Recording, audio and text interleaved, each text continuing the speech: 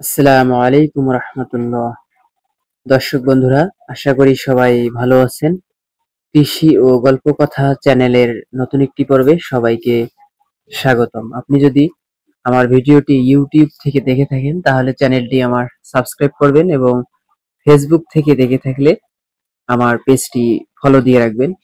দর্শক বন্ধুরা, এটি হচ্ছে আমার অটো ইনকিউবেটর মেশিন।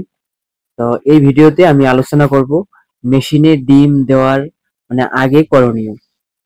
মেশিনের ভিতর ডিম দেওয়ার সর্বনিম্ন ১ ঘন্টা আগে মেশিনটি অন করে রাখতে হবে, যেন মেশিনে প্রয়োজনীয় তাপমাত্রা উঠে। এজন্য আমরা মেশিনটি ডিম দেওয়ার ১ ঘন্টা আগেই চালু করে রাখবো এবং আমরা যে মেশিনে যে ডিমগুলো দিব সেই ডিমগুলো আমরা বাছাই করে নিব, যেন ডিমগুলো ফাটা না থাকে এবং বেশি অতিরিক্ত ছোট ডিমগুলো আমরা বেছে নিব।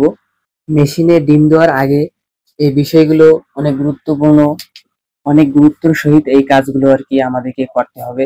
অতিরিক্ত ছোট ডিমগুলো আমরা বেছে নেব, মিডিয়াম সাইজের ডিমগুলো মেশিনে দিতে হবে। এর ফলে বাচ্চাগুলো সব এক গ্রেডে আসবে, এ গ্রেডের বাচ্চা আমরা পেতে পারি।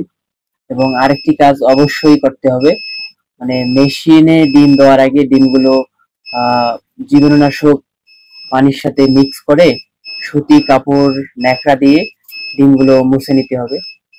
দেখতে পাচ্ছেন মেশিনটি শব্দ করতেছে, এর কারণ হচ্ছে আমরা এই যে ঢাকনাটি খুলেছি, প্রয়োজনের থেকে তাপমাত্রা কমে গেছে, তাই আর কি মেশিন অ্যালার্ম দিচ্ছে, আমাদেরকে সতর্ক করে দিচ্ছে। আমার সাউন্ডটি একটু অফ করে দিব, সাউন্ডটি অফ করে দিলাম। যে বিষয়টি বলতেছিলাম, ডিমগুলো জীবাণুনাশক দিয়ে সুতি ন্যাকড়া দিয়ে সুন্দর করে মুছে নিতে হবে। ৪ দিন গেলে আমরা ডিমগুলো ক্যান্ডেলিং করব।